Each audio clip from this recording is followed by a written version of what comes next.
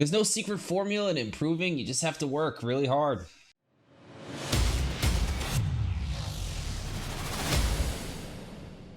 What up? It's your boy, the champ, with Strider's Angels Esports, and welcome to episode 6 of How to Improve Your Aim. And today we're going back to Aiming.pro to work on our second routine.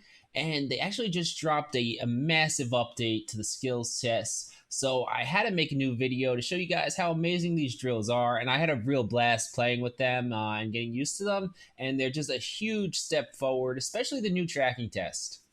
Now, before we get into the routine, remember we're going to keep the formula of 6 exercises 5 times each, and you should do your aim training 5 days a week. And for this week, I want to give you guys kind of like a focus point for each exercise because we want to continue developing good habits while we train.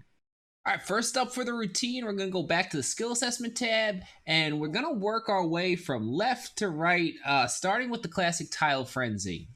And for our first 2 sets on the tile frenzy, we want to get a nice warm up going, and we're only going to focus on accuracy. And your goal for these 2 initial sets is to get your arm moving and just get accurate, smooth clicks. And we want to finish with 100% or very close to 100% accuracy.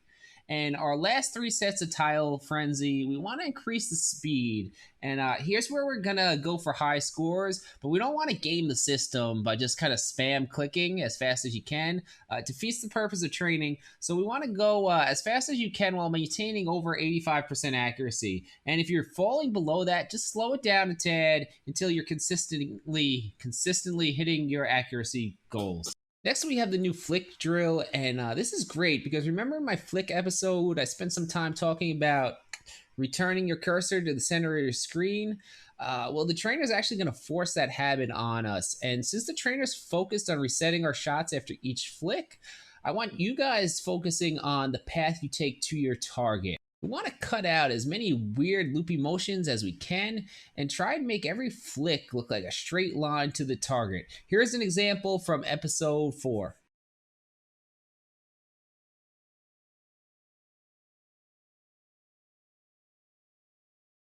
Next up, we have the target switching assessment, and this is just a great replacement to the old reaction time test, which I thought was completely worthless. And I really like this drill. It reminds me a lot of Pat Target Switch and Kovacs, which is one of my absolute favorite exercises. And this exercise is really nice because it works both on your tracking and your target switching.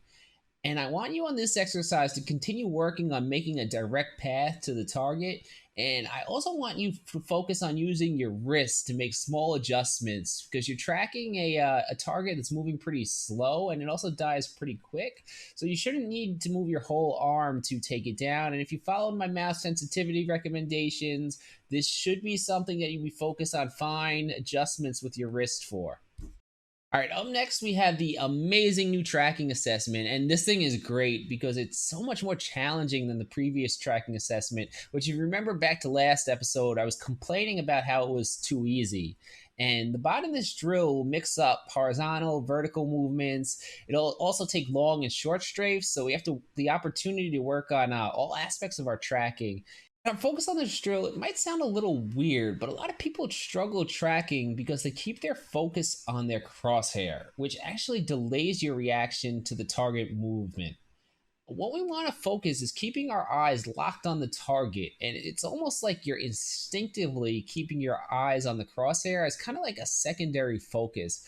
And I'm going to use a sports example here. So if you play soccer and you go to pass the ball, you don't actually look at your feet the whole time you're passing the ball, right? You want to look up at your target because you've developed that sense of where the ball is, and you don't need to look at your feet the whole time. It's the same with aiming. You want to watch the target and kind of have an instinctive sense of where your crosshair is. Now we're going to go to the drills tab and we're going to use a community created exercise which is called one wall, 5 targets, moving target switch. So just type one wall in the search filter and it should pop up.